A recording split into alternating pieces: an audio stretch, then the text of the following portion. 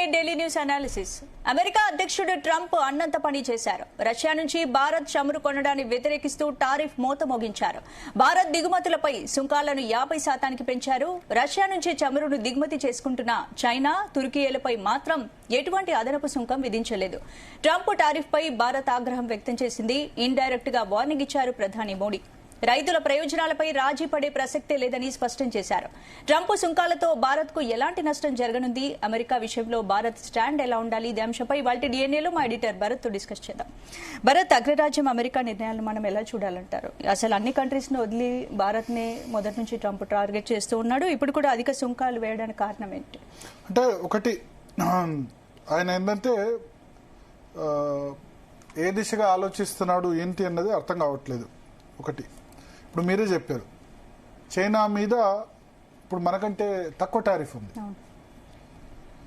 మనమేమో రష్యా దగ్గర నుంచి క్రూడ్ ఆయిల్ ఇంపోర్ట్ చేసుకుంటామని మన మీద 50% దాకా టారిఫ్స్ పెంచారు. సో అడుగుదాం, మన ప్యానెల్లో చాలా మంది గెస్ట్లు జాయిన్ అయ్యారు. ముందుగా నేను అనాలిసిస్ కంటే ఎక్కువ ఎక్స్పర్ట్ జాయిన్ అయ్యారు. మామిడి గిరిధర్ గారు జాయిన్ అయ్యారు, అదేవిధంగా నగేష్ గారు సీనియర్ జర్నలిస్ట్ జాయిన్ అయ్యారు, భాస్కర్ గారు సాఫ్ట్వేర్ ఇండస్ట్రీ నుంచి, ఐటీ ఇండస్ట్రీ నుంచి ఎటువంటి ఎఫెక్ట్ ఉంటుందో చెప్తారు. ముందుగా గిరిధర్ గారు, సో ట్రంప్ నిన్న అన్నంత పని చేశాడు, ఇంకా ఆంక్షలు ఉంటాయని చెప్తున్నాడు మళ్ళీ లేటెస్ట్గా. సో ఏం చేయాలి మనం? రెసిప్రోకల్ టారిఫ్స్ వేయాలా, కామ్గా ఉండాలా, లేకపోతే 20 రోజుల్లోపు ఏదో అగ్రిమెంట్ కుదుర్చుకోవాలా? వాళ్ళు అడిగినట్టు రష్యాతో ఆయిల్ కొనుగోలు, క్రూడ్ ఆయిల్ కొనుగోలు తగ్గించాలా? భరత్జీ, మీకు మన కో ప్యానలిస్ట్ కి, మీ ప్రేక్షకులందరికీ నా నమస్కారాలండి. నన్ను అడిగితే కనుక మనం ఏమి చేయకూడదు, మనం కామ్గా ఉండాలి. మాట్లాడుతున్నట్లు ఒక ఏంటంటే ఒక ఏదో పూచి చూపించినట్టు మాట్లాడుతూ ఉండాలి వాళ్ళతో, అంతకు మించి ఏమీ లేదు. ఫస్ట్ మనం ఒక విషయం అర్థం చేసుకోవాలి. ఈ టారిఫ్ లో గొడవ మొదలవ్వనంత వరకు కూడా బ్రిక్స్ గురించి కానీ, లేదా భారతదేశం రష్యా నుంచి ఆయిల్ కొంటుందన్న విషయం కానీ డొనాల్డ్ ట్రంప్ ఎప్పుడు కూడా దాన్ని లేవనెత్తలేదు.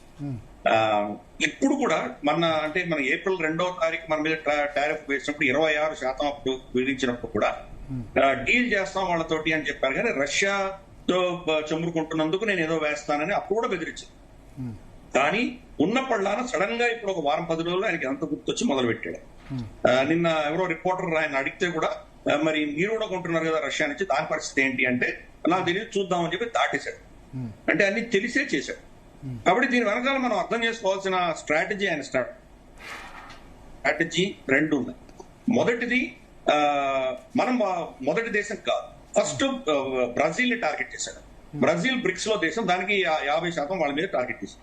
ఈ టారిఫ్లన్నీ ఎందుకు వేస్తున్నారని ముందు నుంచి ఆయన లాజిక్ ఇచ్చాడంటే, ఇక్కడ ప్రతి దేశం తోటి మాకు ట్రేడ్ ఇంబ్యాలెన్సెస్ ఉన్నాయి, మేము వాళ్ళ దేశం నుంచి ఎక్కువ కొనుక్కుంటున్నాము, మా వస్తువులు వాళ్ళు ఏం కొనట్లేదు, అందుకని టారిఫ్లు వేస్తున్నాను అని చెప్పినటువంటి డొనాల్డ్ ట్రంప్ బ్రెజిల్ మీద 50% ఎందుకు వేశారు? బ్రెజిల్ లో యాక్చువల్గా రివర్స్ ఉంది. బ్రెజిలే అమెరికా నుంచి ఎక్కువ కొనుక్కుంటుంది, బ్రెజిల్ నుంచి అమెరికా చాలా తక్కువ కొనుక్కుంటుంది. బ్యాలెన్స్ ఆఫ్ ట్రేడ్ అనేది అమెరికా ఫేవర్ లో, అయినా కానీ వాళ్ళ మీద 50% వేశారు. అంటే తాను ఏమనుకుంటున్నాడంటే, బ్రిక్స్ లో ఉన్నటువంటి దేశాలను విడగొట్టడానికి డైరెక్ట్ గా చైనాని టచ్ చేస్తే కనుక చైనా తోటి తేనెపొట్టను ముట్టినట్టు అవుతుంది. కాబట్టి దాని చుట్టూతో ఉన్నటువంటి వాళ్ళని ముందర టార్గెట్ చేద్దాము, వీళ్ళని కనుక మనం బెదిరించి నాయానో బయానో వీడి లొంగ తీసుకోగలిగితే తర్వాత ఇంకా చైనా, తర్వాత రష్యా, వీళ్ళని మనం ట్యాకిల్ చేయొచ్చు అన్న దృష్ట్యా టార్గెట్ చేస్తున్నాడు. టార్గెట్ భారతదేశం కాదు, ఇది ఫస్ట్ అర్థం చేసుకోవాలి. రెండవది, ఆయనకు ఉన్నటువంటి పరిస్థితి ఏంటంటే, అంతర్గతంగా వాళ్ళ దేశంలో ఆయన మీద విపరీతమైనటువంటి నెగటివ్ ఒక నెరేటివ్ ఆ దేశంలో తయారైంది. జెఫ్రీ ఎప్స్టైన్ ఫైల్స్ లో ఈయన పేరు కూడా ఉన్నది అని చెప్పేసి చాలా మంది అంటున్నారు. ఈయన ఎన్నికలకు వెళ్లే ముందర, ఎన్నికల క్యాంపెయిన్ అప్పుడు కూడా చాలా సార్లు నేను జెఫ్రీ ఎప్స్టైన్ ఫైల్స్ నేను అన్ని రిలీజ్ చేస్తాను, దీని వెనకాల ఎవరెవరు దీంట్లో ఇన్వాల్వ్ అయి ఉన్నారో, ఎవరెవరి పేర్లు ఉన్నాయో అవన్నీ నేను బయట పెడతాను అని చెప్పి చాలా కాలంగా చెప్పాడు. ఆయన support base, MAGA make America great again అన్నటువంటి ఆయన సపోర్ట్ బేస్ అంతా కూడా దానికోసం ఎదురు చూస్తున్నారు. సడన్ గా ఇప్పుడు వచ్చేసి దాంట్లో ఏమీ లేదు, చాలా బోర్గా ఉంది, దీంట్లో ఏం కాన్స్పిరసీ లేదు, నేను మూసేస్తున్నాను అన్నాడు. అనేసరికి తన సొంత సపోర్ట్ బేస్ లోనే చీలికి వచ్చింది. డొనాల్డ్ ట్రంప్ వ్యతిరేకంగా వాళ్ళు కూడా మనం చూస్తాం, వాళ్ళ నినాదాలు కానీ, వాళ్ళ క్యాప్, మేక మాగా క్యాప్లు తగలబెడతాం. సో ఆ పరిస్థితి అంతర్గతంగా చాలా దెబ్బతింటున్నాం. ఓకే. సో ఇది మనం అర్థం చేసుకోవాలి. తన రియాక్షన్స్ అన్ని కూడా అంతర్గతమైన విషయాలకు ఈ పని చేస్తున్నాడు. కాబట్టి ఒక మాక్సిమలిస్ట్ పొజిషన్ తీసుకున్న తర్వాత అక్కడి నుంచి తను ఒక మెట్టు దిగి మనం 10 మెట్లు ఎక్కామంటే కనుక తనకి విజయం కింద భావించవచ్చు. అందుకని ఆ దిశగా ఈ ప్రయత్నాలను చేస్తున్నారు. కాబట్టి మనం కూడా ఏంటంటే ఈ అంశంలో మనం ఎటువంటి దుందుడుకు చర్యలు చేయకుండా మనం గానంగా ఉండడమే ఉత్తమం. మన స్పోక్స్ పర్సన్ తో మాట్లాడిస్తున్నాం. మోదీ గారు డొనాల్డ్ ట్రంప్ కి ఫోన్ చేసి మాట్లాడడం కానీ, ఆయనకు ఏదో అలా చేశారు ఇలా చేశారు ఏదో ఒప్పందం కుదుర్చుకున్నామని కోరడం కానీ, లేదా ఆయన బాహటంగా బహిర్గతంగా అఫీషియల్ గా అమెరికా వ్యతిరేకంగా డొనాల్డ్ ట్రంప్ వ్యతిరేకంగా స్టేట్మెంట్ ఇవ్వడం కానీ ఏమి చేయదు. ఈ రోజు కూడా ఆయన మనకు ఎంఎస్ స్వామినాథన్ గారి సెంటనరీ సెలబ్రేషన్స్ లో మాట్లాడినప్పుడు కూడా అమెరికా ప్రస్తావన తీసుకురారు. ఆయన ఏం చెప్పారు, మా రైతుల గురించి, మా మత్స్యకారులు వీళ్ళందరూ ఎవరైతే ఉన్నారో మా పాల ఉత్పత్తిదారులు వాళ్ళ క్షేమం గురించి నేను ఏమైనా చేస్తాను, దానివల్ల వ్యక్తిగతంగా నేను నష్టమైనా పర్వాలేదు అని చెప్పి ఆయన చెప్పారు. కానీ ఇది అమెరికా వ్యతిరేకంగా డొనాల్డ్ ట్రంప్ వ్యతిరేకంగా మాట్లాడిన విషయం కానీ. కాబట్టి మనకు తెలుసు డొనాల్డ్ ట్రంప్ ఎన్నో యూటర్న్స్ చేశాడు ఆయన. ఇది కూడా మళ్ళీ యూటర్న్ చేసినా మనం ఆశ్చర్యపడక్కర్లేదు. ఆయన టార్గెట్ చైనాకి ఇంకా వారం 10 రోజులు టైం ఉంది. వారం 10 రోజుల్లో ఏమైనా ఒక ఒప్పందం లాగా కుదుర్చుకున్నట్టు ఏదైనా అనౌన్స్ చేయగలిగితే ఇవన్నీ కూడా మారుతాయి, ఈ ఈక్వేషన్స్ కూడా మారుతాయి. అది జరగకపోతే చూద్దాం. ఈ రోజు ఇందాక మీరు చెప్పినట్టు చైనాకు 30% టారిఫ్ ఉన్నది, మనకి 50% టారిఫ్ వేశారు. దాంట్లో ప్రస్తుతానికి 25% టారిఫ్ ఆల్రెడీ స్టార్ట్ అయింది. ఇంకో 25% ఆగస్టు 21కో ఎప్పుడో అది అమలు పరుస్తామని చెప్తున్నారు. నేను కరెక్ట్ గా మీరు చెప్పినట్టు మరి బ్రిక్స్ లో ఉన్నట్టు మిగతా దేశాల మీద ఎవరి మీద టారిఫ్లు వేయలేదు. 10 దేశాలు ఉన్నాయి బ్రిక్స్ లో, దానికి ఎవరి మీద వేయలేదు. చైనా మీద వేసేటువంటి దమ్ములు లేవు. మనకు తెలుసు ఏప్రిల్ 2వ తారీఖు 145% వేశాడు ఆయన మీద, చైనా మీద. ఓ వారం జరగకుండానే ఇంకో 100% పెంచి 245% వేశాడు టారిఫ్ చైనా మీద. ఏమైంది? అన్ని పక్కన పెట్టాల్సి వచ్చిందా? ఇప్పుడు చైనా ఏం చేసిందంటే రేర్ ఎర్త్ మినరల్స్ మీకు ఇవ్వము అని చెప్పి బ్యాన్ పెట్టేసరికి దాసోహం అని వాళ్ళ కాళ్ల ముందర మోకరిల్లుతున్నాడు డొనాల్డ్ ట్రంప్ లిటరల్గా. గతంలో డొనాల్డ్ ట్రంప్ ప్రభుత్వము, తర్వాత జో బైడెన్ ప్రభుత్వము, ఇప్పుడు డొనాల్డ్ ట్రంప్ ప్రభుత్వం ముగ్గురు కూడా చిప్స్ వెళ్ళకూడదు అని చెప్పి చిప్స్ మీద చాలా కఠినంగా చైనాకు వ్యతిరేకంగా ఆంక్షలు విధించారు. ఎన్విడియాని వాళ్ళకి అమ్మకూడదు అని చెప్పి వాళ్ళ మీద రెస్ట్రిక్షన్స్ ఇచ్చారు. అలాగే డ్యూయల్ సిటిజన్స్ ఉంటారు కదా, చైనీస్ అండ్ అమెరికన్ సిటిజన్స్. మీరు చైనాలో ఉండి మీరు పనిచేయదలుచుకుంటే మీకు అమెరికన్ సిటిజన్షిప్ పోతుందని బెదిరించి జో బైడెన్ వీళ్ళందరూ వెనక్కి తీసుకొచ్చాడు. ఇంత చేసినటువంటి పరిస్థితి నుంచి ఈ రోజు డొనాల్డ్ ట్రంప్ ఎన్విడియాని మళ్ళీ చైనాకు అమ్మడానికి పర్మిషన్ ఇచ్చాడు, చిప్స్ ఇవ్వడానికి పర్మిషన్ ఇచ్చాడు, పైపెచ్చు వాళ్ళ టారిఫ్లన్నీ తగ్గించాడు. కాబట్టి చైనా అఫీషియల్ గా చెప్తుంది మేము ఎటువంటి ట్రేడ్ డిస్కషన్స్ చేయలేదు ఇంతవరకు. అఫ్ కోర్స్ గత వారంలో వాళ్ళు చేశారు, కానీ అంతకంటే మాత్రం ఏమి చేయలేదు చెప్పినా తను ఏమి అనలేకపోతున్నాడు. చైనాని ఏమి చేయలేకపోవడం ఆ నిస్సహాయత వల్ల చుట్టుపక్కల దేశాలను టార్గెట్ చేస్తున్నాడు. దాంట్లో భారతదేశం వ్యక్తంగా మనం భావించాలి.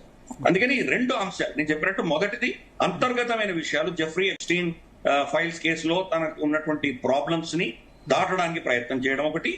రెండవది అతనికి ఉన్నటువంటి మనకు ఏదైతే ఈ యొక్క పరిస్థితి మనకు ప్రపంచవ్యాప్తంగా అతను ఏది సాధించలేకపోయాను అన్నటువంటి ఒక అక్కసు, ఈ 2 మనం దాంట్లో చూస్తున్నాం. బేసిక్ గా ఏంటంటే ఇంతవరకు ఒక్క దేశంతో కూడా అతను ట్రేడ్ అగ్రిమెంట్ చేసుకోలేదు. అనౌన్స్మెంట్ చాలా చేశారు. ఈయూతో అనౌన్స్ చేశాడు ఆయన, జపాన్ తో అనౌన్స్ చేశాడు, కొరియాతో అనౌన్స్ చేశాడు, ఇండోనేషియా చాలా దేశాలతో అనౌన్స్ చేశాడు. కానీ ఎవరు కూడా సంతకాలు పెట్టలేదు.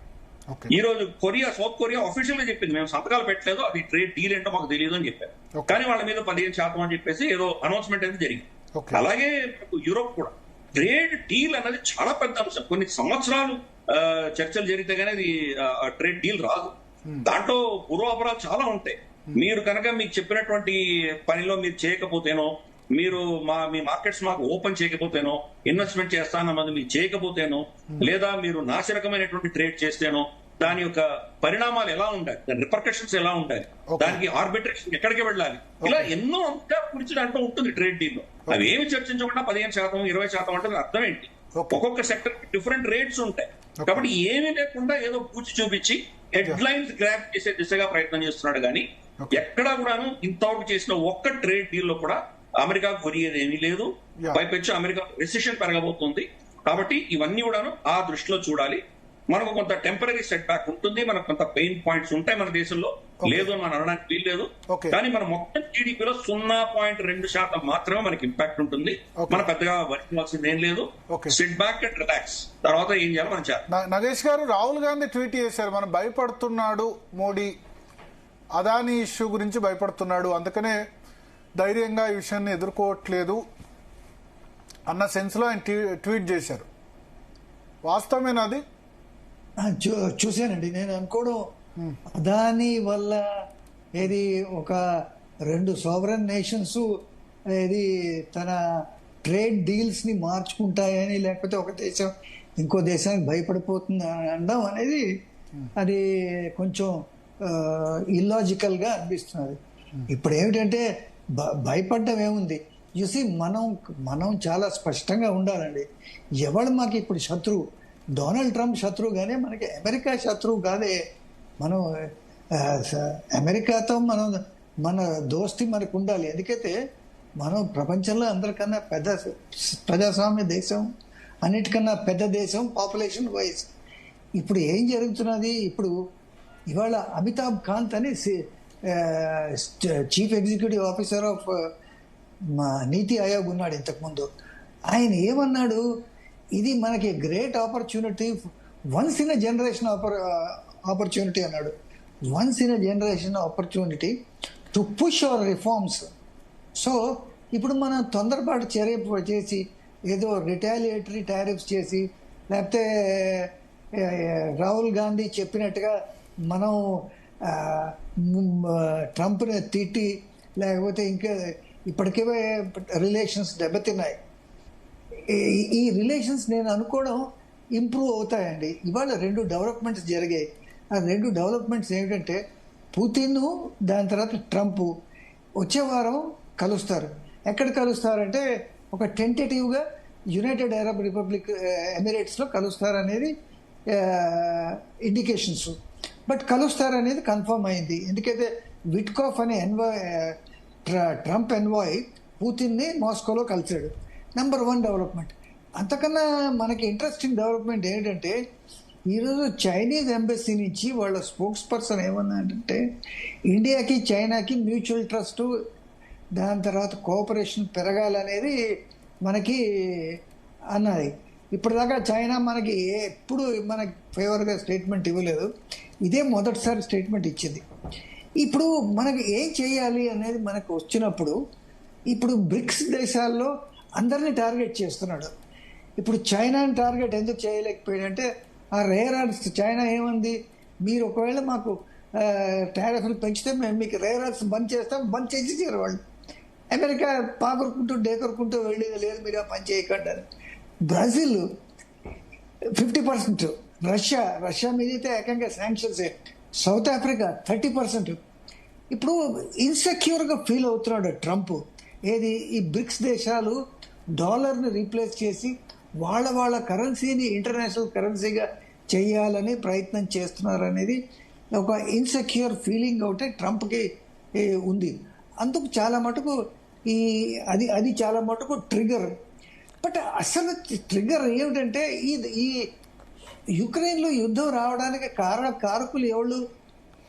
సరే మీరు అనొచ్చు, ఏది క్రైమియాను ఆక్యుపై చేసి రష్యా చేసింది, దాని తర్వాత యుద్ధం మొదలెట్టిన తర్వాత జాపోరిజియాని ఆక్యుపై చేసింది, ఆక్రమించింది రష్యా.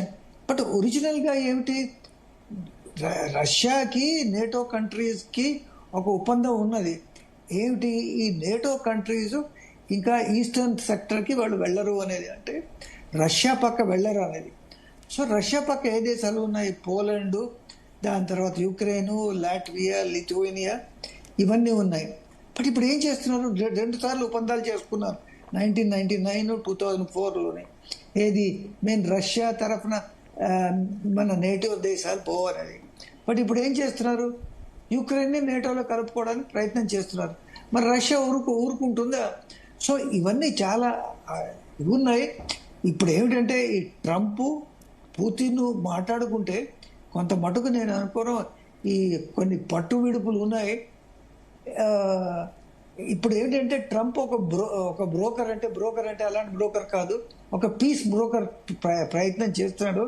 ఇది సక్సెస్ కావాలనే కోరుకుందాం. ఎందుకంటే వేలకు వేలు యుక్రెయినియన్స్ చనిపోయారు, అట్లాగే రష్యా వాళ్ళు కూడా చాలా చనిపోయారు. ఇప్పుడు ఇక్కడ ఇంకో చిన్న విషయం ఉందండి. ఇప్పుడు అమెరికా అందరికీ అన్ని నీతులు చెప్తున్నారు. ఏది మనం రష్యా నుంచి మనం ఆయుధాలు కొంటున్నామని, బట్ దాని తర్వాత మనం ఆయిల్ కొని రష్యాకి వార్ ఫైనాన్స్ చేస్తున్నామని. బట్ అమెరికా యుక్రెయిన్కి ఎన్ని ఆయుధాలు ఇస్తున్నది? అన్ని ఆయుధాలు ఇస్తున్నది. డ్రోన్స్ చెప్పండి, ఆర్టిలరీ గన్స్ ఇవ్వండి చెప్పండి, అమ్యునిషన్ చెప్పండి, అన్నీ ఇస్తున్నది. అమెరికావే కాదు, అమెరికన్ ఎలైజ్, నేటో ఎలైజ్, ఫ్రాన్స్ కానీ బ్రిటన్ కానీ వేరే దేశాలు ఇవన్నీ ఇస్తున్నాయి. సో మనకి వాళ్ళు నీతిని చెప్పడం ఏంటి? మనం ఏమిటంటే ఇప్పుడు మనం ఫామ్గా ఉండాలి, ఏమి తొందరపాటు చర్యలు తీసుకోకూడదు. ఏది ట్రంప్ని ఏదో మనం రిటాలియేటరీ టారిఫ్స్ మనకి పనికిరావు. ఎందుకైతే ఇప్పుడు ఉన్నది 17% ఎంతో ఉంది మనకి ఏది ఇంపోర్ట్ డ్యూటీ. దీన్ని మనం కూడా 50% చేస్తే మనకి ఇంపోర్ట్స్ మనకు కాస్ట్లీ అయిపోతాయి. సో నేను అనుకోవడం ఇప్పుడు వాచింగ్ ద డెవలప్మెంట్స్ ఏమవుతుందో ఈ 2-3 చెప్పాను చూడండి. ట్రంప్ పుతిన్ డిస్కషన్స్, దాని తర్వాత చైనా ధోరణి ఎలా ఉంటుందో ఇవన్నీ చూసి మనం ముందడుగు వేయాలి. రైట్. భాస్కర్ గారు, ఇప్పుడు రెండవసారి ట్రంప్ అధ్యక్షుడు అయినప్పటి నుండి కూడా భారత్ నే టార్గెట్ చేస్తూ వస్తున్నారు. గతంలో కూడా అమెరికా కంపెనీలో భారతీయులకు అవకాశం కల్పించకూడదని చెప్పారు. ఏంటి, ఎలా చూడొచ్చు అంటారు దీన్ని? నమస్తే అండి. ఇప్పుడు ట్రంప్ నిర్ణయాలను బట్టి మనం కూడా మారాలండి. సో తన ఉద్దేశాలు ఎలా ఉన్నాయి? ఇంతకుముందు మనం 6 బిలియన్ లాస్ అయ్యాం తన డెసిషన్ వల్ల. సో ఇప్పుడు మళ్ళీ చూస్తున్నాం. ఇలాంటి పరిస్థితులు రాకుండా ఉండాలంటే అన్ని ఏరియాస్ లో మనం డిపెండెన్సీ క్రియేట్ చేసుకోవాలి. డిపెండెన్సీ అంటే for example more than 60 to 70% H1B pick అవుతుంది ఇండియా నుంచి. ఆ ఏరియాస్ లో చూస్తే మనకు స్కిల్స్ ఉన్నట్లే, కానీ స్టిల్ మనం అప్ స్కిల్స్ దాని దృష్టిలో వెళ్ళాలి. అలాగే మనము ఎక్స్పోర్ట్స్ లో ఆల్మోస్ట్ గ్లోబ్ 200 బిలియన్స్ ఎక్స్పోర్ట్స్ ఉన్నాయి. స్ట్రైట్ అవే యుఎస్ కే మనం 100 బిలియన్స్ ఎక్స్పోర్ట్స్ ఇస్తున్నాం through kind of services all areas. So వాళ్ళకి నీడ్ ఉంటేనే కదా మనం ఎక్స్పోర్ట్ చేస్తున్నాం. వాళ్ళకి కూడా నీడ్ ఉంది. కొన్ని ఏరియాస్ లో తను తీసుకున్నటువంటి నిర్ణయాలు ఏంటంటే అండి, నాకు అర్థమైంది, he's a businessman. Business prospect లోనే వెళ్తున్నాడు తప్ప యుఎస్ లో 2 టర్మ్ ప్రెసిడెంట్ గా ఉంటాడు. తనకి నెక్స్ట్ కూడా గోల్ లేదు. ఇంకా వాళ్ళకి మేబీ ప్రామిస్ చేసి ఉండొచ్చేమో బిఫోర్ ఎలక్షన్. సో ఆ స్ట్రాటజీలోనే వెళ్తున్నట్టు అనిపిస్తుంది తప్ప నాకు ఇంతకుముందు మాట్లాడుకున్నట్లు పెద్దలు చెప్పినట్లు డిపెండెన్స్ అంటే వేరే చైనా కావచ్చు టార్గెట్ అవుతున్నాడు, మనకు ఒక అలర్ట్ ఇస్తున్నాడు అనుకోవచ్చు. ఒకటే డైరెక్ట్ గా టార్గెట్ చేస్తే చైనాని, సో ఎలా ఉంటుంది? మనం ఇండియాలో కూడా మనం టార్గెట్ చేస్తున్నాం అనుకోవచ్చు కూడా. సో ఈ ఏరియాస్ లో చూస్తే మనం ఇప్పుడు కూడా ఎక్స్పోర్ట్ చూడండి, ఫార్మాసిటికల్ యుఎస్ లో మెడికల్ ఫీల్డ్ లో చాలా ఎక్స్పెన్సివ్ అండి. లెస్ కాస్ట్ ఉండేది ప్రైజింగ్ ప్రాస్పెక్ట్ లో ఇండియా నుంచి ఎక్స్పోర్ట్ అవుతున్నటువంటి ఫార్మానే. ఆ ఏరియాస్ లో వాళ్ళకి ఆటోమేటిక్ గా వీళ్ళు ఇంక్రీజ్ చేస్తున్నారంటే 50%, ప్రోడక్ట్ కూడా ఇంక్రీజ్ అవుతుంది కదా సైమల్టేనియస్లీ. సో అది కూడా వాళ్ళకి లాసే కదా. కొన్ని ఏరియాస్ లో మనం అలాగే ఆలోచించాలి. ద కంపెనీస్ కూడా ఐటీ కంపెనీస్ హైరింగ్ ప్రాసెస్ ఆపేసేయండి. యుఎస్ బేస్డ్ కంపెనీస్ లో ఇండియాలో ఉన్నటువంటి కంపెనీస్ చాలా ఉన్నాయి, హైరింగ్ ప్రాసెస్ ఆపేయమంటున్నాడు. అది ఎంతవరకు కరెక్ట్? అంటే మొదటగా భారతీయ విద్యార్థులను సంఖ్యలతో భారత్ పంపించి తర్వాత సుంకాల విధింపు ఏంటి అంటే అన్ని విషయాల్లో భారత్ కి నష్టం జరిగేలా చేస్తున్నారు కదా. భారత్ కి నష్టం కలిగేలా చేస్తున్నాడు అంటే ఆయన ఒక హింట్ ఇస్తున్నాడు. అక్కడ ఉన్న వాళ్ళకి అప్ స్కిల్స్ ఫోకస్ చేయండి అంటున్నాడు, అంతే కదా. అలా అనుకుంటే ఇండియా నుంచి 60 to 70% H1B ఎందుకు పిక్ అవుతుంది చెప్పండి? వాళ్ళకి ఆ కైండ్ ఆఫ్ స్కిల్స్ ఉంటే ఆ ఏరియాస్ లో కూడా ఆలోచించాలి కదా. సో డిపెండెన్సీ ఉంది. మనం కూడా మార్కెటింగ్ స్ట్రాటజీ కూడా ఫాలో అవ్వాలి. మన ఎక్స్పోర్ట్స్ కూడా not only US, out of 200 billions 100 billions straight గా మనం అమెరికాకి ఇస్తున్నాము. దాన్ని మనం రూట్ చేస్తే 100 billion is not a small number కదా. ఆ ఇంపాక్ట్ వాళ్ళకి ఉంటుంది. అంటే అప్పట్లో యాపిల్ అధినేత టిమ్ కుక్ కూడా ఇలానే బెదిరించారు కదా, భారత్ లో ఉత్పత్తి కేంద్రాలు పెట్టకూడదు, భారతీయులకు ఉద్యోగాలు ఇవ్వకూడదు అని. సో ఆ పాయింట్ ఆఫ్ తీసుకుంటే ఇప్పుడు మైక్రోసాఫ్ట్, గూగుల్ వీటిలో సుందర్ పిచ్చయ్ కావచ్చు, మన సత్యనాథన్లో కావచ్చు, వాళ్ళు మాత్రం హైయర్ మేనేజ్మెంట్ మాత్రం హైర్ చేసుకుంటున్నారు. అక్కడ లోవర్ మేనేజ్మెంట్ హైరింగ్ ప్రాసెస్ ఆపుతారా? ఎలా చూడొచ్చు? ఇప్పుడు Indian based company TCS, Infosys, Wipro లాంటి కంపెనీస్ అక్కడ ఉన్నటువంటి చెలెన్ వ్యాలీలో ఎంతమంది ఉన్నారు? వాళ్ళు 1 lakh, మనం మాట్లాడుకున్నాం ఇంత ముందు కూడా, 1 lakh ఎంప్లాయ్మెంట్ క్రియేట్ చేసి నాట్ ఇన్ స్మాల్ నెంబర్ అండి, డైరెక్ట్ గా అక్కడ సిటిజన్స్ కే. సో ఈ వీటికన్నిటికీ ఆన్సర్ లేదు తన దగ్గర. సో మనం ఇంకొకటి కూడా అక్కడ F-35 మిసైల్ ఏదైతే ఉన్నాయో, సో మనం పర్చేజ్ చేయలేదు, వాళ్ళు ఆఫర్ చేశారు. ఎందుకు చేయలేదు మనం అంటే, దే హ్యావ్ ఇంటర్నల్ టర్మ్స్. ఏంటి అక్కడ వాళ్ళు ఏం చెప్తున్నారు, మనకు టెక్నాలజీ ఇవ్వరు, నాలెడ్జ్ షేర్ చేయరు, జస్ట్ వాళ్ళ ఎక్విప్మెంట్ మనం తీసుకోవాలి. ఆల్మోస్ట్ 100 అనుకుంటాను నేను F-35 దే ఆఫర్డ్ యాక్చువల్లీ. కానీ అక్కడ మనం జాయింట్ ప్రొడక్షన్ ఉండాలి. జాయింట్ ప్రొడక్షన్ ఉండింది అనుకోండి, ఏమవుతుంది, మనం F-35 తీసుకున్నాం, రేపు పొద్దున్న పాకిస్తాన్తో మనకి యుద్ధం ఉంది. ఆ టైంలో చాలా బ్యాడ్ ఎక్స్పీరియన్సెస్ ఉన్నాయి యుఎస్ తో. ఆ టైంలో మనం ఏం చేస్తాం, అతను తీసుకున్నటువంటి నిర్ణయం బట్టి మనం F-35-100 మనం తీసుకున్నాం అనుకోండి, జాయింట్ ప్రొడక్షన్ ఇండియాలో ఇవ్వట్లేదు, తను డైరెక్ట్ గా సెల్ చేస్తున్నాడు, బై అండ్ సెల్ కాన్సెప్ట్ తోనే వెళ్తున్నాడు. అలాంటి సిచ్యువేషన్స్ లో రేపు వార్ వచ్చినప్పుడు దానికి సర్వీస్ పాయింట్ ఆఫ్ వ్యూలో కావచ్చు, లేకపోతే దాని స్పేర్ పార్ట్స్ కావచ్చు, మనం రిక్వెస్ట్ చేస్తే తను ఇస్తాడా? He's creating the dependency. So మనం వీలైనంత వరకు ఆ డిపెండెన్సీని తగ్గించుకోవాలి, మన అప్ స్కిల్స్ ఫోకస్ చేయాలి.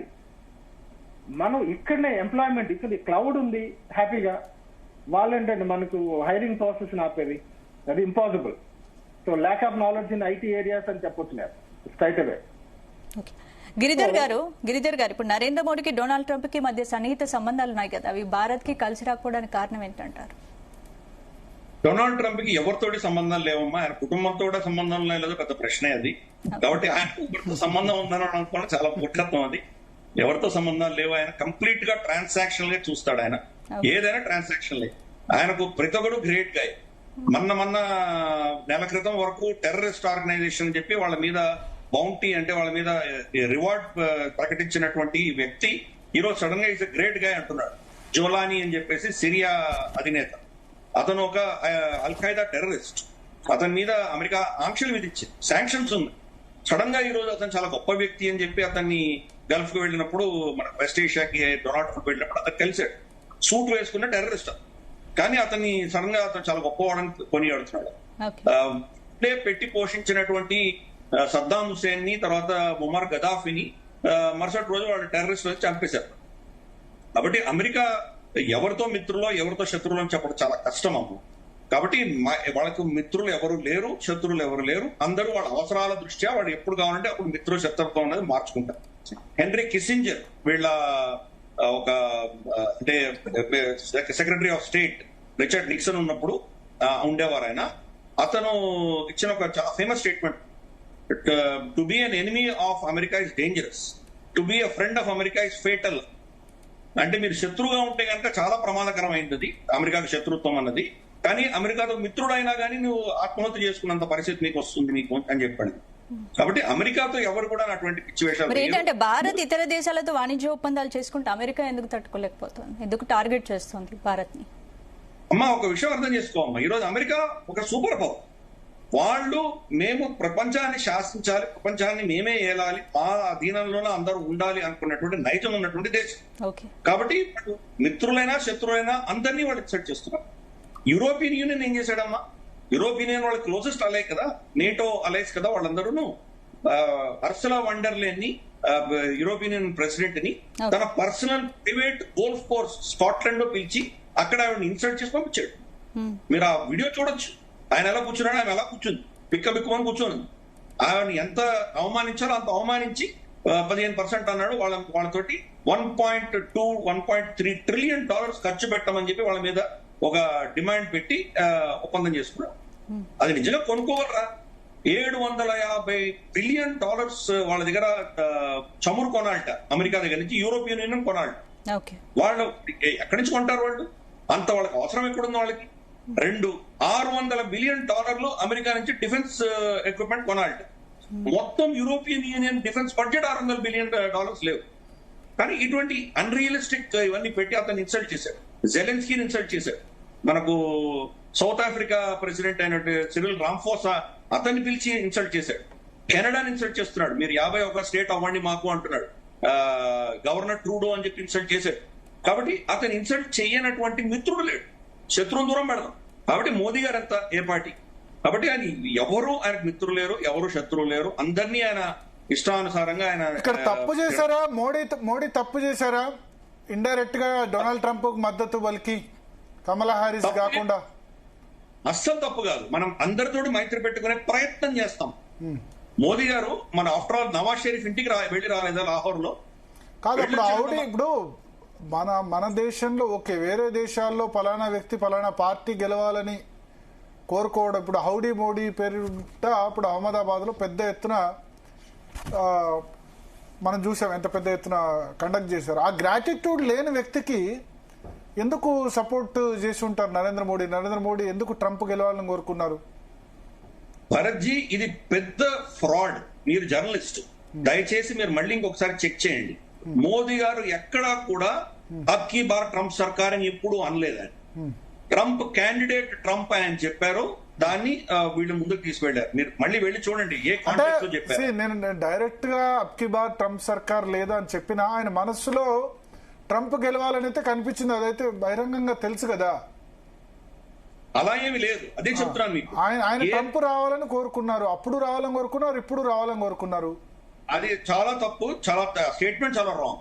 ఈసారి మళ్ళీ రావాలని కోరుకుని ఉంటే లాస్ట్ జో బైడెన్ ఉన్నప్పుడు మనకు క్వాడ్ సమ్మిట్ భారతదేశంలో జరగాల్సింది. నేను రాలేను, ఇక్కడ చేద్దామని చెప్పి జో బైడెన్ పిలిస్తే మోదీ గారు అమెరికాకు వెళ్ళారు. అమెరికాకు వెళ్ళినప్పుడు క్యాంపెయినింగ్ జరుగుతుంది, ఫస్ట్ ఫేజ్ లో ఉంది. డొనాల్డ్ ట్రంప్ కలవకుండా వచ్చారు. డొనాల్డ్ ట్రంప్ ఏమన్నా అంటే మోదీ వస్తారు, కలుస్తారు నేను అని చెప్పి ఆఫీషియల్ గా ప్రకటించాడు. కానీ మోదీ గారు కలవలేదు. క్యాండిడేట్ కలవకుండా వచ్చేసారు. కమలా హ్యారిస్ ని కలవలేదు, ఈయనని కలవలేదు, ఇద్దరిని కలవకుండా వచ్చేసారు. కాబట్టి అది అర్థం చేసుకోవాలి. రెండు, ట్రంప్ తోటే కాదు అందరితోటి. మనం రాజర్ హార్పర్ మన కెనడియన్ ప్రైమ్ మినిస్టర్ ఉన్నప్పుడు ఎలక్షన్స్ జరిగేటప్పుడు మనకు జస్టిన్ ట్రూడో గెలవడానికి ముందర ఉన్నట్టు ఆ ఎలక్షన్స్ లో మోదీ గారు వెళ్ళినప్పుడు హార్పర్ మోదీ గారు ఇద్దరు బాగా తిరిగారు అక్కడ. ప్లస్ హార్పర్ మోదీ గారి పాపులారిటీ తోటి ఓట్లు వస్తాయని చెప్పి అతను కూడా చాలా బాగా ఇచ్చాడు. కాబట్టి మనం ఏంటంటే అక్కడ పవర్ లో ఎవరున్నారో వాళ్ళతో నైజం మంచిగా ఉండి వాళ్ళతో మన పనులు చేయించుకునే దిశగా ప్రయత్నం చేయడం అనేది దౌత్యం. అది మోదీ గారు పాకిస్తాన్ తో కూడా చేసింది. మరి నవాజ్ షరీఫ్ ఇంటికి వెళ్ళి రాలేదా? వాళ్ళ అమ్మగారికి చీర బహుకరించి రాలేదా ఆయన అని చెప్పేసి పాకిస్తాన్ చేసిన పిచ్చి చీరలన్నీ ఊరుకున్నారు ఆయన. అదే పరిస్థితి డొనాల్డ్ ట్రంప్ తోటి కూడా మైత్రి పెట్టుకునే ప్రయత్నం మనం చేశాం. మనకు వ్యతిరేకంగా వాళ్ళు ఏమైనా పిచ్చి పనులు చేస్తే ఎవరిని ఊరుకోలేదు కదా. ఆఫ్టర్ ఆల్ మన షీ జిన్పింగ్ ని మహాబలిపురం పిలిపించి ఆయనకి ఎంత బ్రహ్మరథం పట్టారు. ఆయనకి అహ్మదాబాద్ లో ఉయ్యాలలో ఊగారు. ఆయన తోటి పంచ కట్టుకుని వెస్ట్ కట్టుకుని ఆయనకు చాలా గౌరవప్రదంగా ఆయన అంతా చేశారు. మోదీ గారు వుహాన్ వెళ్లారు. గల్వాన్ ఘటన జరిగిన తర్వాత ఏం చేశాము? తిరిగి చంపదెబ్బ కొట్టాం చైనాని. కాబట్టి దౌత్యంలో మనం ఈ యొక్క ఇంటర్నేషనల్ డిప్లొమసీలో రెండూ ఉంటాయి. ఈసారి మనం ఒకటి చూసి ఇంకోటి మనం దాన్ని డిడక్ట్ చేయడం అంటే చాలా తప్పదు. ఇప్పుడు ఇదని పిలిచాడు మన అసీం మునీర్, జనరల్ అసీం మునీర్ ని ఆయన ఎక్కడికి పిలిచారు, ఎక్కడికి మన వైట్ హౌస్ కి లంచ్ కి పిలిచారు. అయితే మోదీ గారు లేదు, మోదీ గారి కంటే కూడా ఇప్పుడు పాకిస్తాన్ దగ్గర అయిపోయిందని మనం దాని జడ్జిమెంట్ వచ్చేస్తామా మనం? ఈ రోజు మీరు డొనాల్డ్ ట్రంప్ అడగండి, పాకిస్తాన్ ఆర్మీ చీఫ్ ఎవరని అడగండి, ఆయన పేరు తెలియదు. అని ఇప్పుడు కూడా పేరు తెలియదు. కలిసాడు ఆయన, కానీ పేరు తెలియదు. ఇది గ్రేట్ గాయ్ అంటున్నాడు. ఆయన పేరు ఇంతవరకు చెప్పలేదు. ప్రధానమంత్రి పేరు తెలియదు అని. సో అందుకని మరి ఈ ఇంటర్నేషనల్ అఫైర్స్ లో స్ట్రైట్ జాకెట్ ఉండవు. దాని వెనకాల చాలా మతలబులు ఉంటాయి. ఇవన్నీ చూడాలి. అందుకని డొనాల్డ్ ట్రంప్ ఏంటంటే ఈ రోజు అంత ఎత్తులో ఎగిరిన వ్యక్తి సడన్ గా కిందికి పడిపోయి. గిరిధర్ గారు అంటే తన మాట వినుకుంటే అధిక సుంకాలు విధిస్తామని బెదిరిస్తున్నారు. అంటే మీరు చెప్పినట్టు ట్రంప్ ధోరణి చూస్తుంటే ప్రపంచ దేశాల మీద తన ఆధిపత్య పోరు ఉండాలనుకుంటున్నారు, అంతే అంటారా? ప్రపంచ వ్యాప్తంగా మా ఆధిపత్యం ఉండాలని ప్రతి అమెరికన్ ప్రెసిడెంట్ కోరుకుంటాడు. దాని డొనాల్డ్ ట్రంప్ కొత్తదనం లేదు. కానీ డొనాల్డ్ ట్రంప్ లో వచ్చిన ప్రాబ్లం అంటే వ్యక్తిగతమైనటువంటి అహంకారం చాలా ఉంది. వ్యక్తిగతంగా నేను చాలా గొప్పవాడిని అని చెప్పి ఫీల్ అవుతున్నాడు. Okay. నాకు నోబెల్ ప్రైజ్ రావాలి, నాకు నోబెల్ ప్రైజ్ రావాలి. అలాగే వాళ్ళ కుటుంబానికి ఎవరెవరు ఎన్ని కాంట్రాక్ట్స్ ఇస్తున్నారు అంటే చాలా ఓపెన్ గా బాహటంగా ఈయన కరప్షన్ చేస్తున్నాడు. మనకు పాకిస్తాన్ చేసింది అదే కదా, వాళ్ళ క్రిప్టో కరెన్సీ, వాళ్ళ కుటుంబానికి సంబంధించినటువంటి క్రిప్టో కరెన్సీ కంపెనీలో వాళ్ళు ఇన్వెస్ట్మెంట్స్ పెట్టారు. పెట్టంగానే వాళ్ళ సైడ్ ఆయన మాట్లాడడం మొదలు పెట్టారు. కాబట్టి ఆయనకు అసలు ఎటువంటి సిగ్గు లేదని చాలా ఓపెన్ గా నా ఇంట్రెస్ట్ చాలా ముఖ్యం అని చెప్పుకుంటాడు. కాబట్టి అమెరికా ఇంట్రెస్ట్ తర్వాత వస్తాయి. అటువంటి వ్యక్తిని ఎలా డీల్ చేయాలి అందరూ చూస్తున్నాం మనం.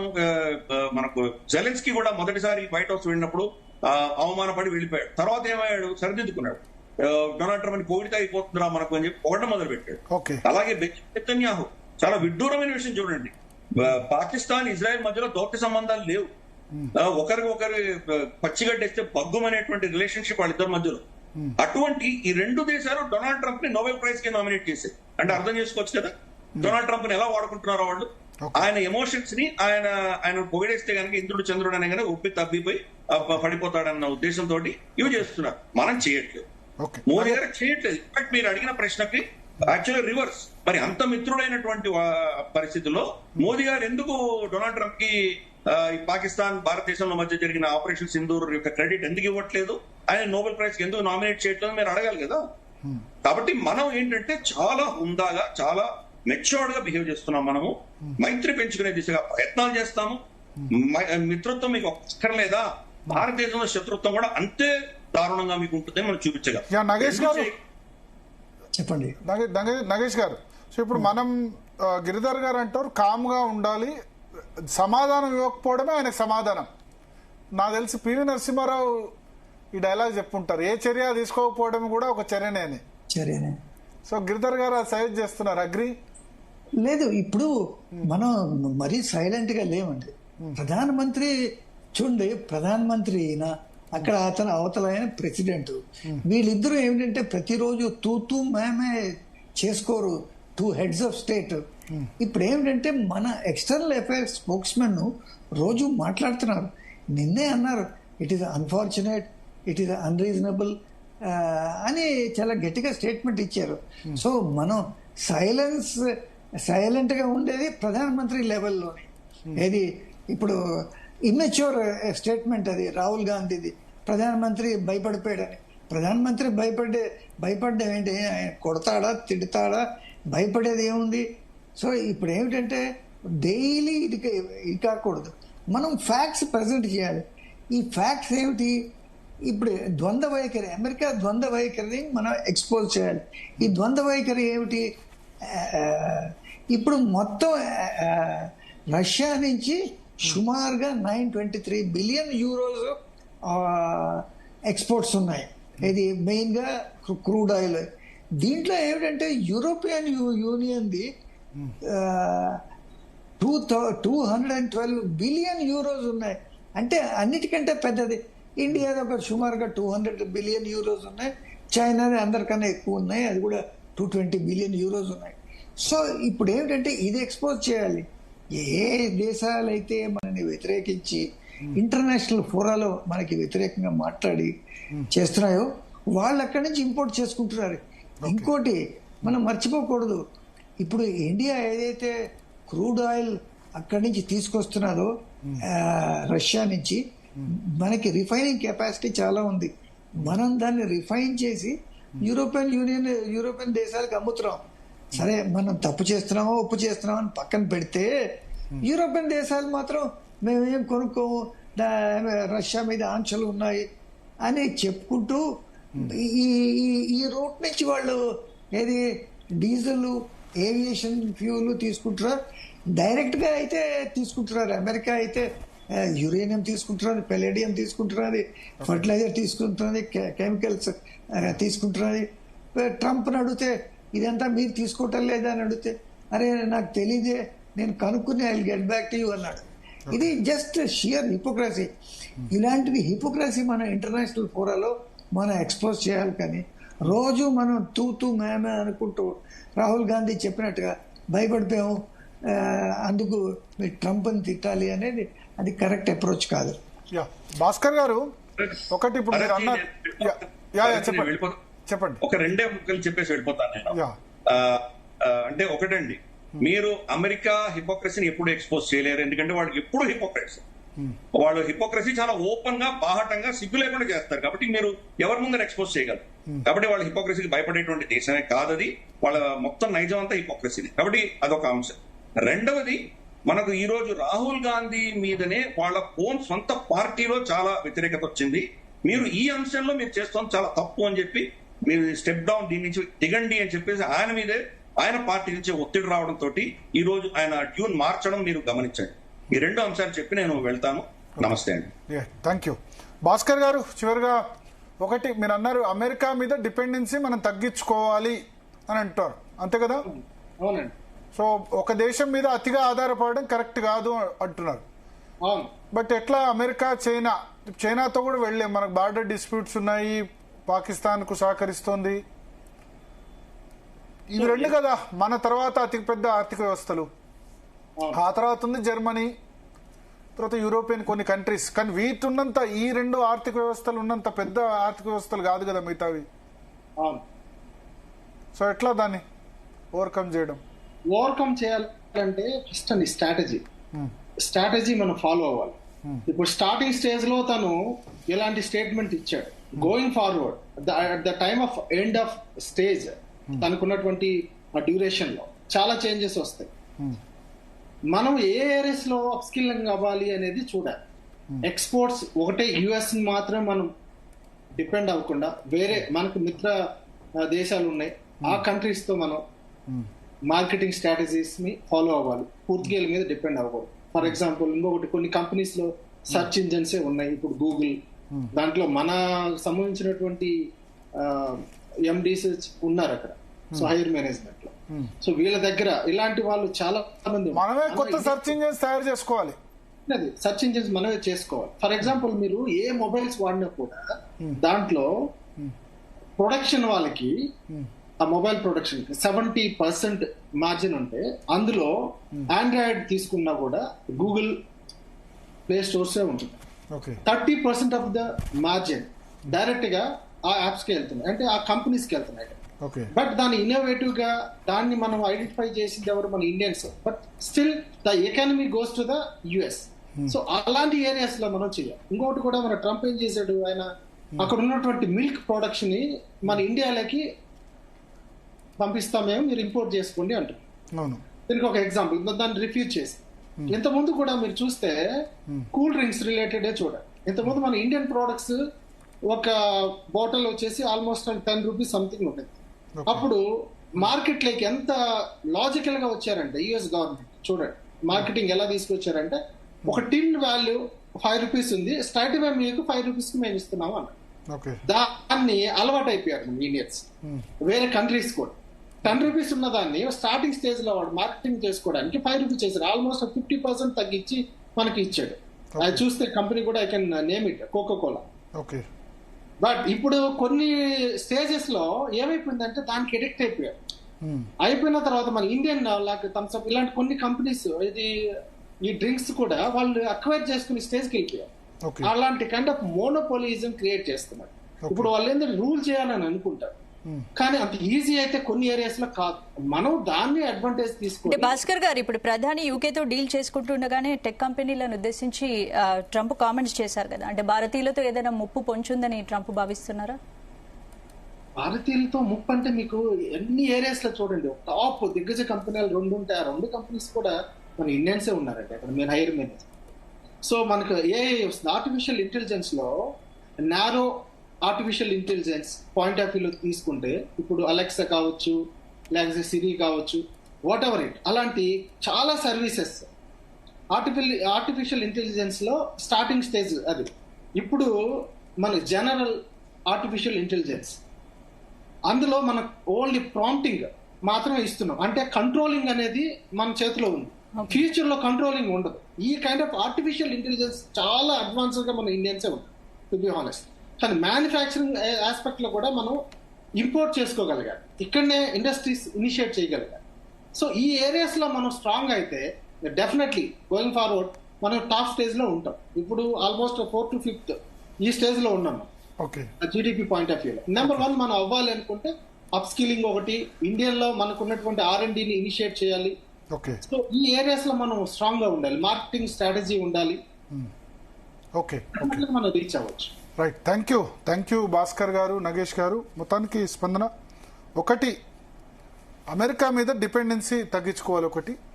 రెండవది, ఇప్పుడు మోడీ ఏం మాట్లాడట్లేదు మౌనంగా ఉన్నారని కాదు, ఏం మాట్లాడకపోవడం కూడా పనిష్మెంటే. నువ్వు ఇంత చేస్తున్నా సరే మేము నిన్ను పట్టించుకోవట్లేదు అనడం కూడా ఒక రకమైన శిక్షనే ట్రంప్కు. ఓకే.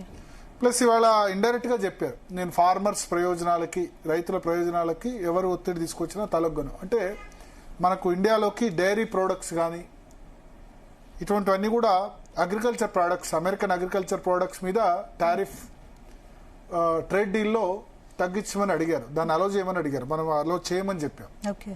అక్కడ తీసుకొస్తే మన రైతులకి నష్టం. అవును. సో అందుకని ఇట్లాంటి ఇష్యూస్ ఉన్నాయి. ఎందుకంటే ఇప్పుడు ఎగ్జాంపుల్, అమెరికాకు సంబంధించి పాలు మనం దిగుమతి చేసుకున్నాం అనుకోండి, అక్కడ ఆవులకు కానీ అక్కడ పశువులకు కానీ వాళ్ళు నాన్ వెజిటేరియన్ పెడతారు ఓకే. అక్కడ ఉన్న వాటికి. సో ఇక్కడ మనకు ఆ ఇబ్బంది ఉంటుంది. సో అటువంటి ఇష్యూస్ ఉన్నాయి కాబట్టి ఎట్టి పరిస్థితుల్లో అలో చేయమని చెప్పారు. ఓకే. సో మొత్తానికి చూద్దాం ట్రంప్ తో, ఎందుకంటే ఇప్పుడు 25% బ్రెజిల్ ని టార్గెట్ చేశారు మోడీ. ఇప్పటివరకు చూసిన సిచువేషన్స్ ఎస్, ఇప్పుడు 25% టారిఫ్ ఇవాళ నుంచి అమల్లోకి వచ్చింది. ఇంకో 20%, ఇంకో 21 రోజులు టైం ఇచ్చారు. ఓకే. సో చూద్దాం అప్పటి వరకు ఏం జరుగుతుంది, ఏంది ట్రేడ్ డీల్ సంబంధించి. ఇవన్నీ కూడా ప్రెషర్ టాక్టిక్స్. అల్టిమేట్ గా 20% ఇంప్లిమెంట్ అయితే ఆ దేశ ప్రజలకే నష్టం. ఎందుకంటే టారిఫ్ కట్టేది మనం కాదు కదా. మన ప్రోడక్ట్స్ కనుక వాళ్ళు తీసుకుంటే, మన ప్రోడక్ట్స్ అంటే మనం ఎక్కువ చేసే టెక్స్టైల్ అంటే బట్టలు, తర్వాత డైమండ్స్, తర్వాత ఫార్మా మీద, తర్వాత ఆటోమొబైల్స్ మీద కొంత మినహాయింపు ఉంది. ఓకే. సో ఏవేవైతే ఉన్నాయో సెక్టార్స్, ఐటీ, ఇవన్నీ కూడా ఆ కంపెనీల భారం, అక్కడ ప్రజల మీద భారం. కాకపోతే ఇండియన్ కంపెనీస్ కొంత నష్టపోతాయని మనం చూడడం, ఎందుకంటే ఇవన్నీ ఐటీలో మన వాళ్ళు చాలా మంది జాబ్ చేస్తున్నారు. తర్వాత డైమండ్స్ ఇటువంటి వాటిలో కూడా మన గుజరాత్లో చాలా మంది ఉన్నారు. సో అవన్నీ ఆలోచించే మన విదేశాంగ శాఖ కానీ, మన విదేశాంగ విధానం కానీ దాని మీద ఆధారపడి ఉంటుంది. చూద్దాం ఏం జరుగుతుందో. రైట్. ఇక నెక్స్ట్ టాపిక్ లోకి వెళ్లే ముందు DNA